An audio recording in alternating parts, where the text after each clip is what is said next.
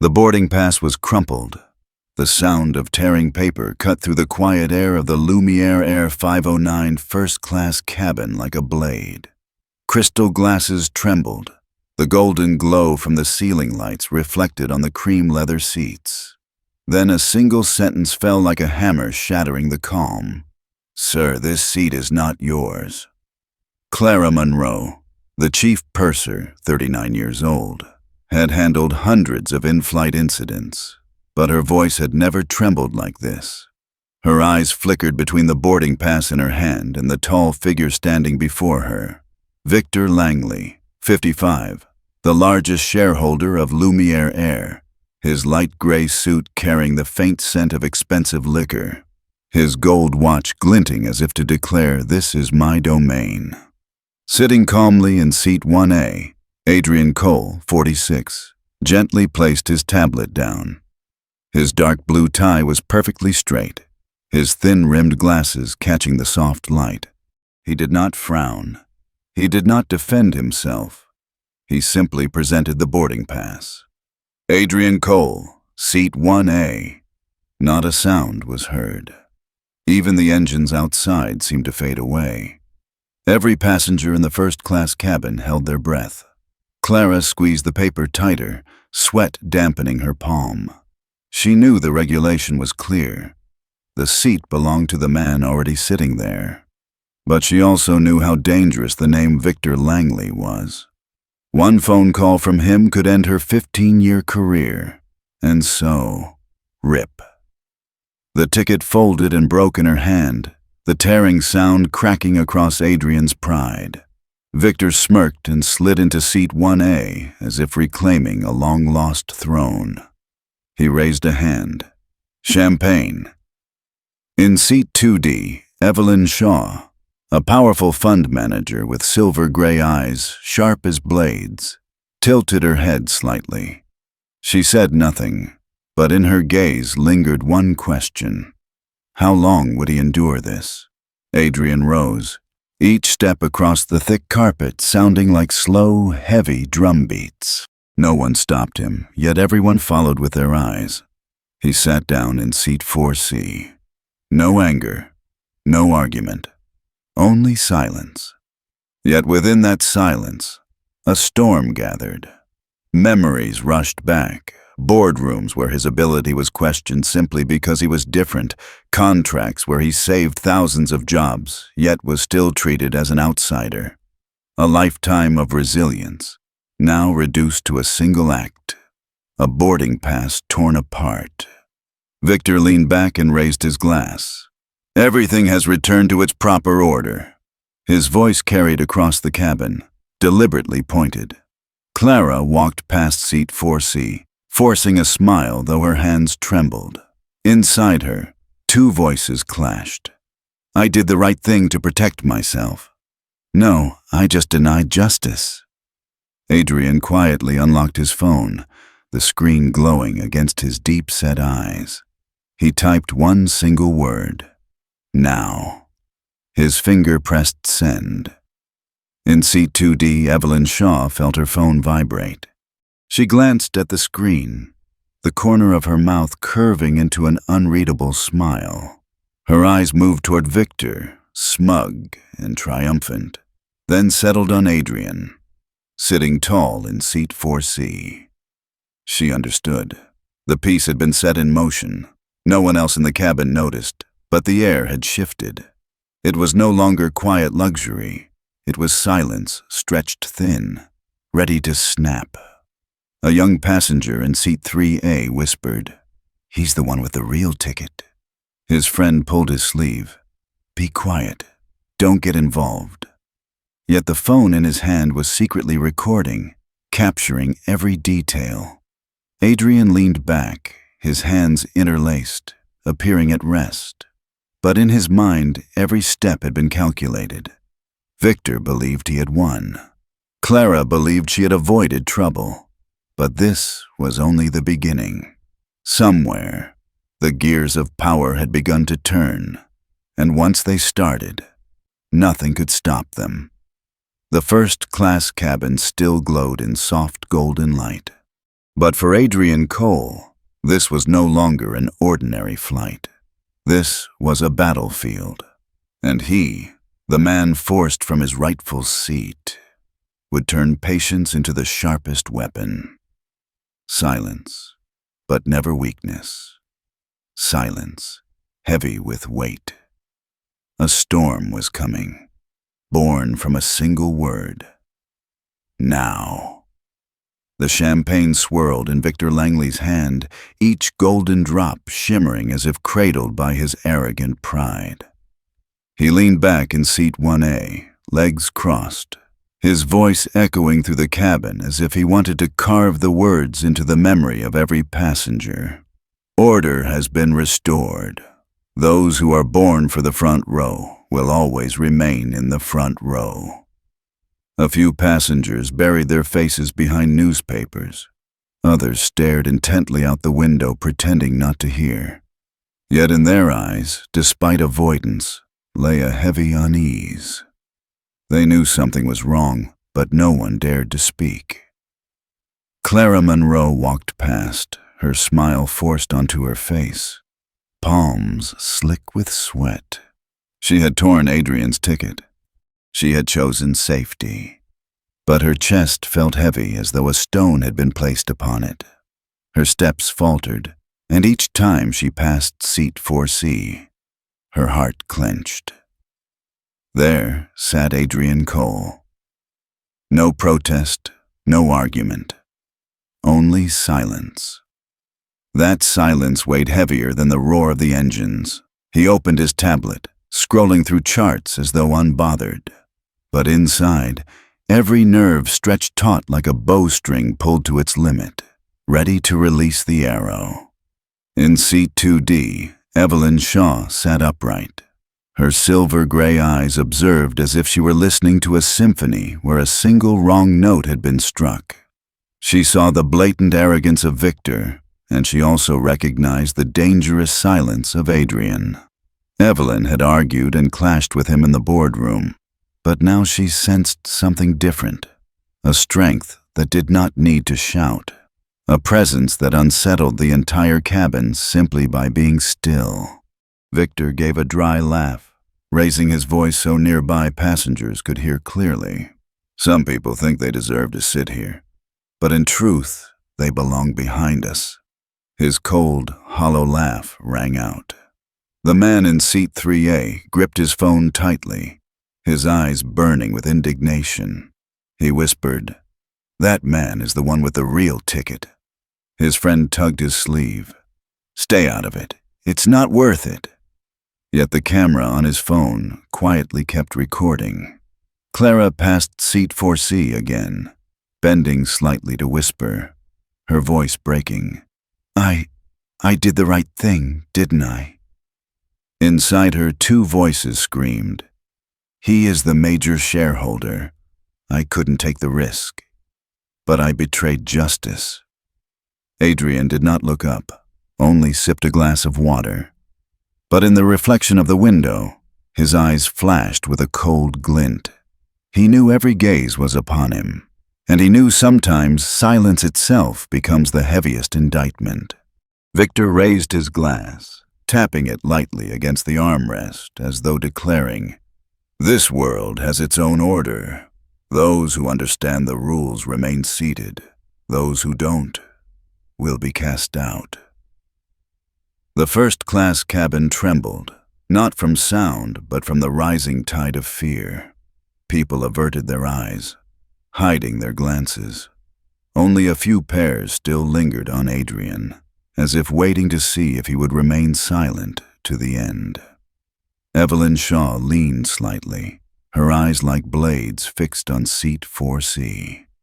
She knew well, this silence was not surrender. It was the stillness before the storm. Adrian set down his tablet, his hands clasped together.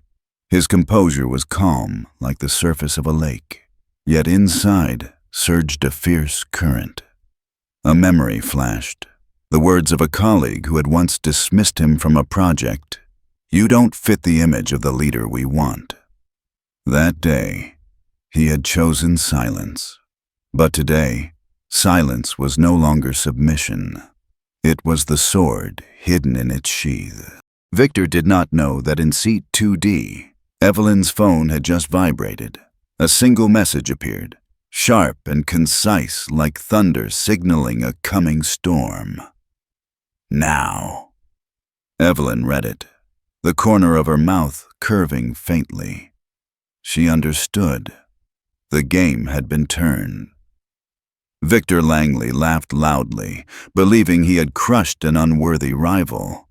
Clara believed she had secured her career, but neither of them realized that from the moment the ticket was torn, they themselves had become pawns in the hands of the man sitting quietly in the fourth row.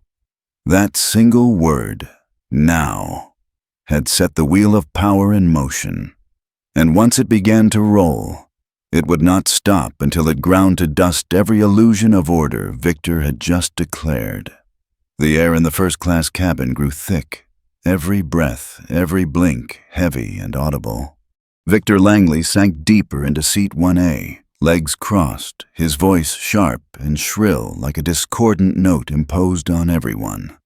There are those who think they have the right, but in truth, they are sitting in the wrong place.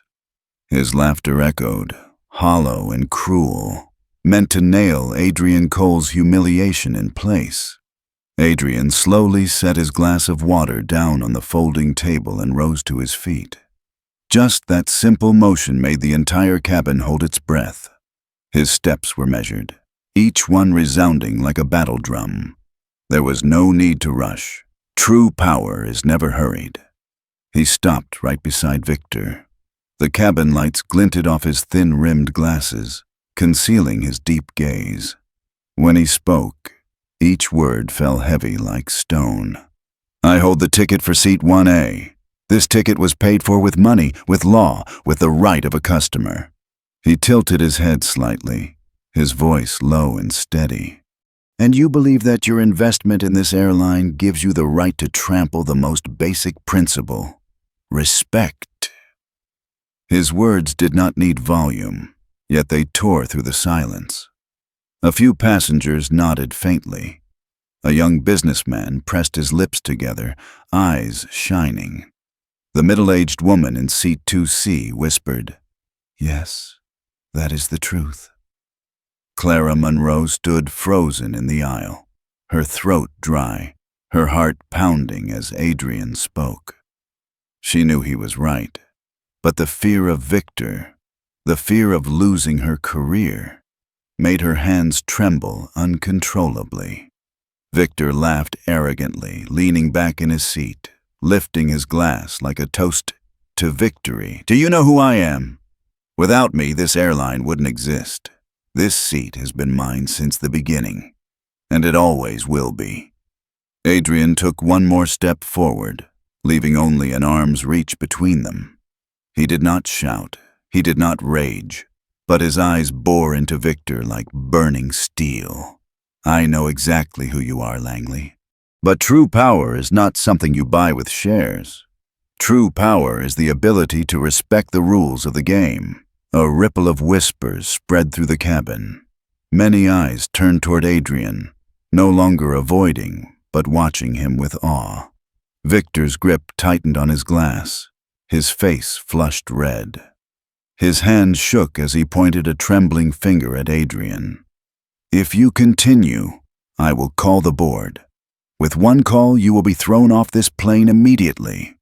In that moment, all sound vanished.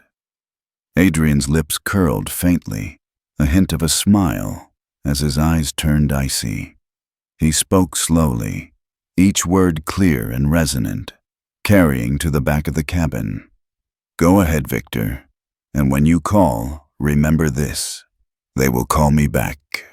The words detonated in the cabin like thunder in a clear sky.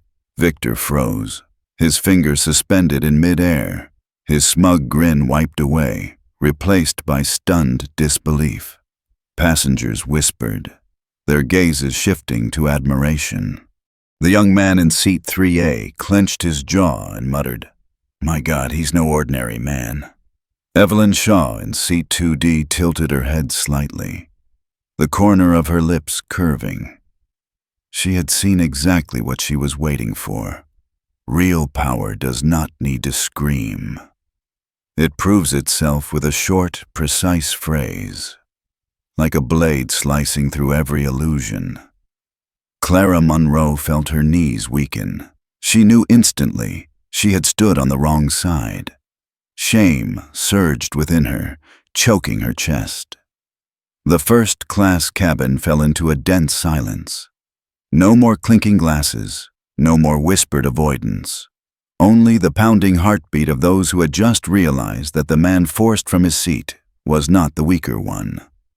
He was the center of a storm now forming, and everyone understood this was only the beginning. Victor Langley still sat arrogantly in seat 1A, his eyes gleaming with pride, but the hand holding his glass of champagne trembled slightly. Adrian Cole's icy words still echoed in his mind. "Go ahead and call, they will call me back." In that moment, the passengers who had seemed like silent spectators suddenly felt a chill. Adrian was no longer just a humiliated traveler. He had revealed a glimpse of hidden power, the kind of power Victor had never imagined. Evelyn Shaw, in seat 2D, lowered her phone. The screen glowed with a message already sent. Protocol Delta. A cold code word, familiar to those who had once sat in the high executive chambers. It was more than an order. It was a sentence passed on an entire system that had rotted from within. Meanwhile, Clara Monroe still stood frozen in the aisle, cold sweat trickling down her spine. She could see the storm drawing near, but she knew there was no way back.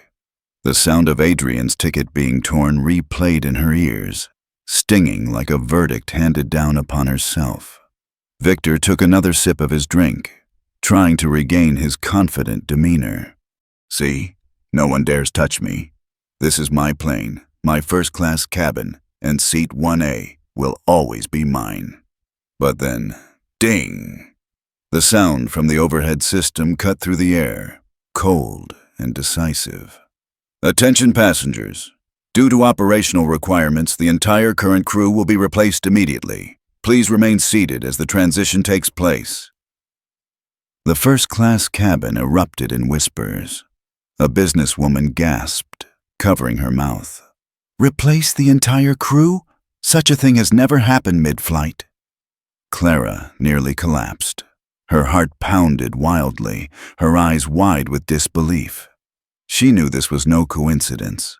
This was a direct response from a force far beyond her reach. Victor slammed his glass down on the table, growling, "What the hell is going on? Who dares interfere with my plane?" The cabin door swung open. From the entrance, figures in crisp new uniforms stepped in. Every seam sharp, every posture upright, their strides decisive like a marching unit. Leading them was Sofia Vega, the new chief purser, her eyes sharp as blades. She stopped in the center of the cabin, her voice clear and cold. "By direct order of the Lumiere Air Executive Council, the current crew will disembark immediately. This flight will continue under a new team, ensuring the highest standards of safety and service." Not a breath, not a movement. The entire cabin seemed frozen. Clara Monroe's face drained of color, her hands falling limp. She watched as her colleagues one by one bowed their heads and walked out, silent like defeated pieces in a chess game with no moves left. Victor leapt to his feet, pointing furiously at Sofia, his voice raging. "You have no authority. I am the largest shareholder here. I command you, this crew will not leave." Sofia tilted her head, her gaze unwavering. "I am sorry, Mr. Langley. This decision is not negotiable, and you have no authority to intervene." A wave of murmurs rippled through the cabin. Passengers exchanged glances, some raising their phones to record. The truth was being captured, unstoppable.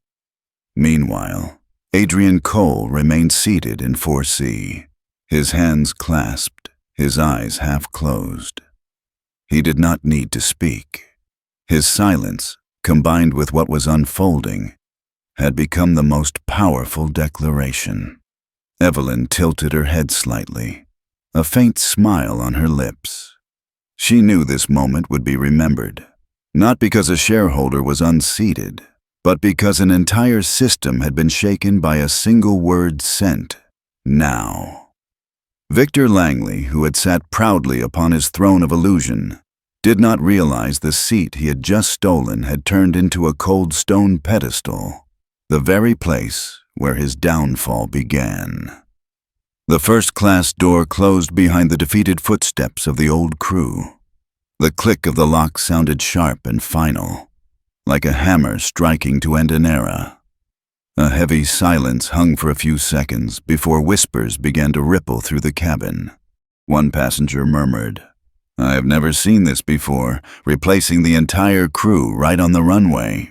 Victor Langley, his face flushed red, shot to his feet, waving his arms as if to tear the air apart. "Are you all insane? This is my plane. I have sat in this seat for 10 years. Who dares remove them?" Sofia Vega, the new chief purser, stepped forward. Her heels struck the floor with steady rhythm, her gaze locked on Victor, calm yet cold as steel. "I am sorry, Mr. Langley. This order comes from the highest level of the Lumiere Air Executive Council. No one has the authority to oppose it." Victor's face drained of color, but he tried to swallow his rage, his voice low and trembling. "What council? I am the council. I am the money that lets this plane fly." Sofia did not flinch.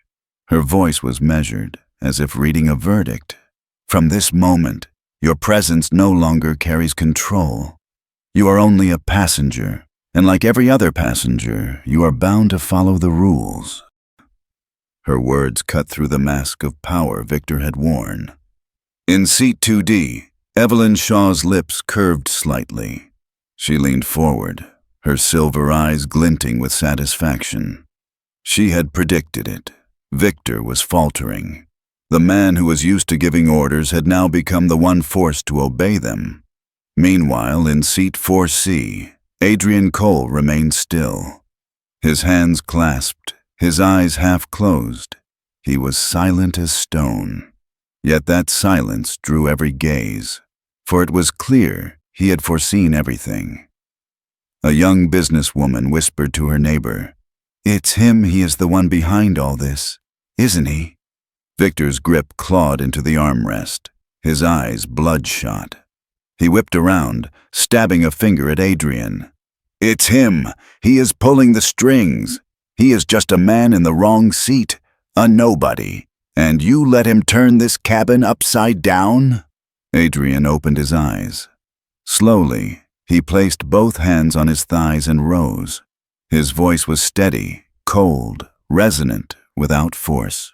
"I am not pulling the strings. I am simply sitting in the seat that is mine. You are the one creating chaos." The cabin fell silent. A few passengers held their breath. Some nodded subtly. Phones quietly lifted, their glowing screens like second eyes capturing every moment. Victor inhaled sharply, but his ragged breathing betrayed the fury consuming his chest. He tried to struggle for control, yet with every word his power slipped further away. Adrian took slow, steady steps toward the front row. His gaze struck Victor, calm yet piercing. "You believe money and shares give you privilege, but today you are the one sitting in a seat that does not belong to you, and that seat will soon reclaim its justice." A shiver rippled through the cabin. Clara Monroe, standing pressed into the corner, clutched her chest. She understood now. The storm she had tried to avoid was devouring Victor. It was no longer about seat 1A. This was a battlefield, and Victor Langley, the man who crowned himself king, had been dragged down into the seat of the defeated. Victor Langley ground his teeth, his voice breaking into a hoarse scream. "I will call the board right now. With one call, you will be thrown off this flight, thrown out of this airline altogether." His shout echoed through the cabin, but it no longer carried authority. It was more the roar of a beast cornered in its cage than the command of a man in power. Adrian Cole stopped walking. He turned, facing Victor directly. Every breath in the cabin seemed to pause. Passengers sat frozen, eyes wide, waiting to see which way this clash would turn. Adrian did not answer immediately. He let the silence press heavier for a few seconds, as though allowing the entire cabin to feel the weight of the void. Then his lips curved, a thin smile like the edge of a blade. "Go ahead and call, Victor, but when you call, they will call me back." The first-class cabin erupted. A businesswoman exhaled sharply, her hand covering her mouth. The young man in seat 3A gripped his armrest, eyes blazing. Many passengers turned toward Adrian, awe and admiration mixing in their stares. Victor froze. His finger still pointed, but it trembled uncontrollably. The arrogant grin from moments ago had collapsed into a twisted grimace. Clara Monroe stood rigid, her breath quickening. In that instant, she realized the man whose ticket she had torn, the man she thought weak, was in fact a force so great that even Victor dared not face him.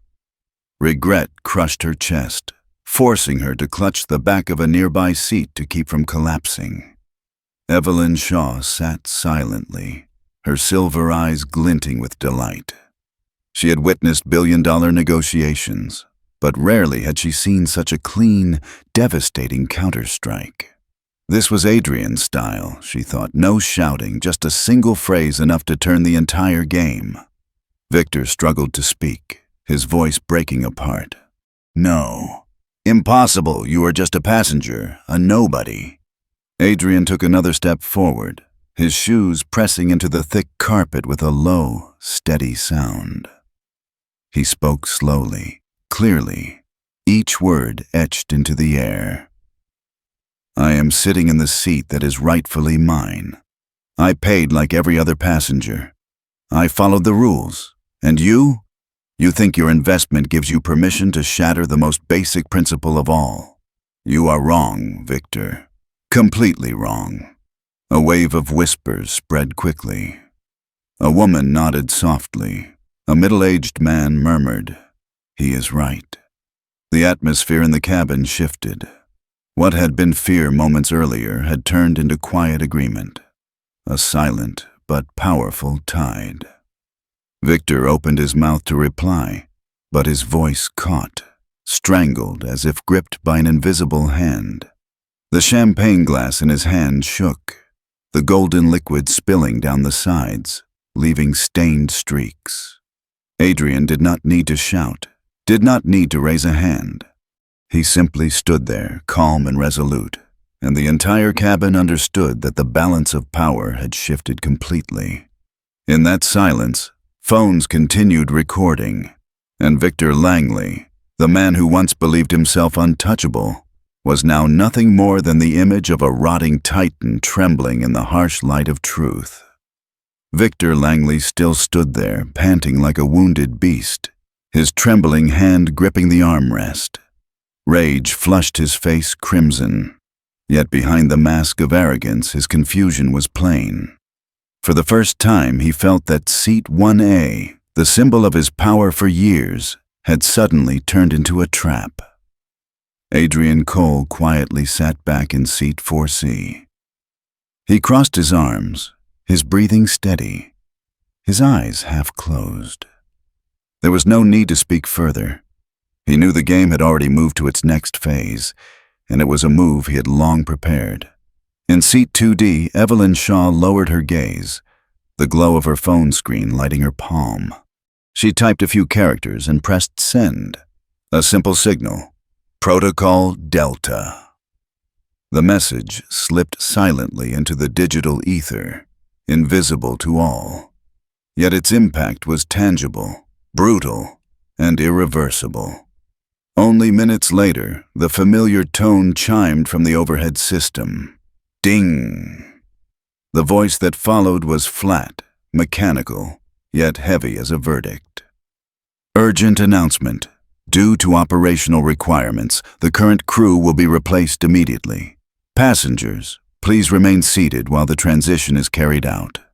First class trembled. A woman gasped. Replace the entire crew? On the plane? A young businessman behind her dropped his newspaper, his eyes wide. Never in history. Who has the authority to do this? Clara Monroe, the former chief purser, stood pale, her lips trembling. She understood instantly. This was not a technical error, nor a coincidence. This was a decision from the very peak of power, far beyond the reach of someone like her. Her knees nearly gave way as she heard a passenger whisper, "It must be the board of directors." Victor roared, his voice hoarse, clinging to desperation. "No, this is my plane. I am the largest shareholder. No one has the right to do this unless I permit it." But his words rang hollow, like fists pounding on a broken drum. No one answered. Even the passengers who once shrank beneath his presence now looked away, avoiding his gaze, as if he no longer existed. The cabin door swung open. Figures in crisp new uniforms marched in, their steps firm, their eyes sharp as ice. They did not need words. Their presence alone was enough to dominate the atmosphere. Leading them was Sofia Vega, the new chief purser, tall and straight as a blade. Her voice filled the cabin, low and unyielding. "Attention passengers. By direct order of the Lumiere Air Executive Council, the previous crew will immediately disembark. From this moment forward, the new team will ensure this flight continues under the highest standards." The cabin fell into stunned silence. Eyes darted nervously, astonishment mixing with fear. A few passengers raised their phones, recording, aware they were witnessing history, not just of a single flight, but of an entire power structure exposed mid-air.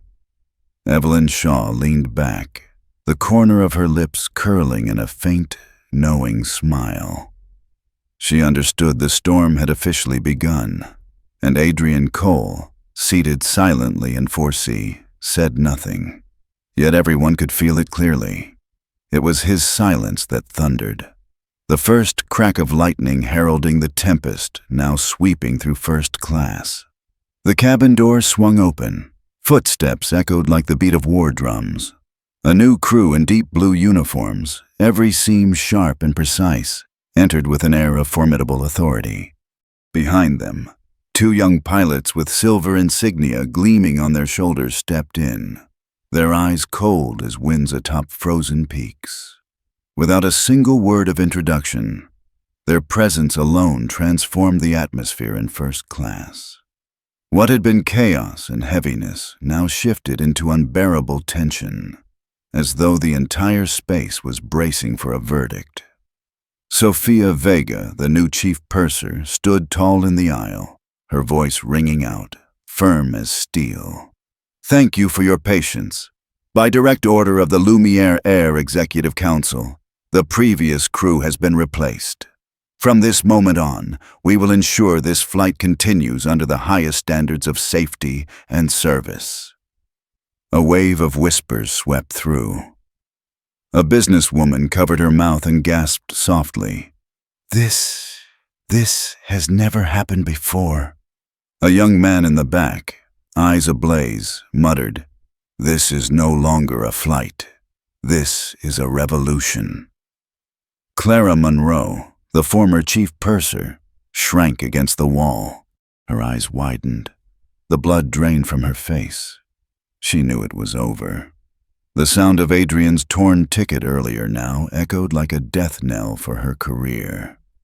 Victor Langley shot to his feet, his face red, veins bulging at his neck. He roared. "Absurd! I am the largest shareholder. I demand this order be revoked immediately. This is an insult beyond tolerance." Sophia turned her head, her gaze unwavering, her voice lower but sharp enough to chill the air. "I am sorry, Mr. Langley. This order is not negotiable. It comes from a level far beyond your reach." The words fell like slabs of stone. At that moment, a figure appeared at the rear of the cabin. A black suit tailored to perfection. A steady stride, eyes sweeping across faces like the slash of a cold blade. It was Adrian Grant, Senior Inspector of Lumiere Air, a man known to appear only when a situation touched the edge of survival. First class plunged into silence. Every passenger tracked his every step. Adrian stopped squarely in the aisle, his voice deep, steady, carrying the weight of judgment. "Mr. Langley, as of this moment, all of your privileges within Lumiere Air are suspended. You no longer have authority to interfere with this flight, nor are you permitted to act on behalf of your shares." A surge of astonishment burst forth. A woman whispered, "My God, right here on the plane." Victor was struck dumb. It was as though all life had been drained from him. His phone slipped from his hand, sliding across the carpet in silence. His eyes darted desperately, searching for an ally, but met only cold, distant stares. From seat 4C, Adrian Cole lifted his gaze. He did not need a smile, nor a word. Just a single glance, enough to confirm that he was the one truly in command of the board. The entire cabin understood. The order had changed, and the man who once sat arrogantly in 1A was now reduced to a trembling shadow under the light of justice. The first-class cabin froze. Outside, the engine still roared. But inside, every sound seemed sucked away. Every gaze fixed on one man, Victor Langley. He still stood there, breath ragged, his face flushed with rage. But the authority that once dominated first class had dissolved into panic. Passengers who once avoided his eyes now looked at him as though he were a stranger. Sophia Vega, the new chief purser, stepped forward. The light glinted in her cold, sharp eyes. Her voice filled the cabin, each word etched into the air. "Mr. Cole, on behalf of Lumiere Air, I sincerely apologize. Please return to seat 1A. That seat has belonged to you from the very beginning." Her words cut through the false haze. All eyes turned instantly toward Adrian Cole. From seat 4C, Adrian slowly rose. A simple motion, yet the cabin trembled. He adjusted his tie, set his tablet on the table, then walked steadily toward the front row. Each step thudded against the thick carpet like a drumbeat heralding the end. Victor lunged forward, blocking the aisle, his voice breaking, desperate yet defiant. "No, this seat is mine. I have sat here for 10 years, and I will not give it up to anyone." Adrian stopped before him, his gaze calm yet piercing like a storm brewing at sea. His voice rang low and steady, not raised, but each word sharper than a blade. "This seat is not for a man who crowns himself king. It is for the one who holds the rightful ticket. And today you have lost both, your authority and your respect." A wave of murmurs rippled. A young woman gasped, "My God." The man in seat 3A nodded firmly, absorbing every word Adrian spoke. Victor trembled. His champagne glass tilted, spilling golden liquid across the table in blotches. His eyes darted wildly, searching for support, but found only cold stares. No allies left. Sophia stepped closer, her voice decisive. "Mr. Langley, please vacate the seat. This is the official order of the airline." Victor's shoulders sagged. Seat 1A, once the throne of his power, was now nothing but an empty crown.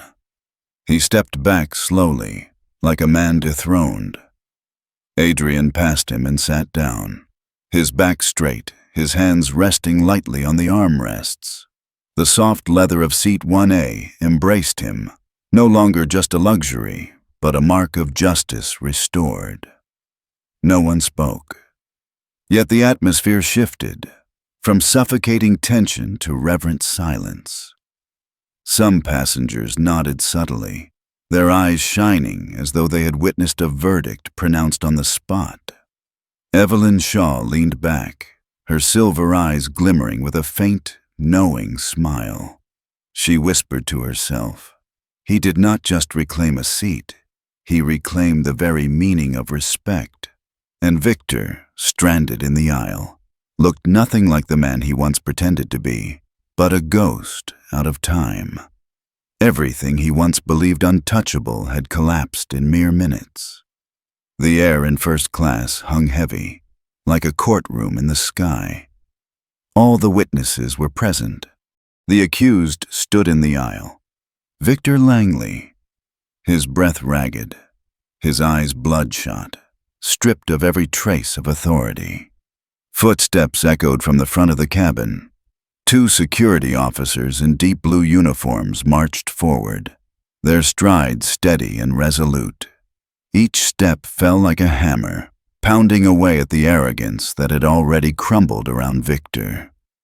"Mr. Langley," one of them spoke, his voice crisp and final as a verdict. "Please gather your belongings. You will leave the aircraft immediately." A wave of murmurs spread through the cabin. Many passengers covered their mouths. A few discreetly raised their phones to record. They knew they were witnessing history, the moment an arrogant empire was toppled from its throne in midair. Victor screamed, his voice cracking and broken. "No, you cannot do this to me. I am the largest shareholder. I will destroy this airline. I will." His threats were swallowed whole. The officers gripped his arms, not brutally, but firmly and decisively. Victor struggled, but the more he thrashed, the more he resembled a puppet with its strings cut, pathetic and broken. His abandoned glass of champagne still rolled on the table, the golden liquid sloshing like the final drops of a dying authority. No one touched it. It stood as a lonely symbol of a man who once believed himself untouchable.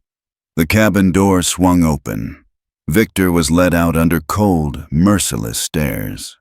Not a single voice rose to defend him. There was no applause, only the crushing silence of justice. The door shut behind him. A dry click marked the end of an era. Inside the cabin, Adrian Cole sat quietly in seat 1A. The soft golden light from above fell across his shoulders, his figure steady as a pillar in the storm. He said nothing, simply reopened his tablet, his eyes calm and clear. But every passenger understood he had not merely reclaimed his seat, he had restored the measure of fairness for the entire flight.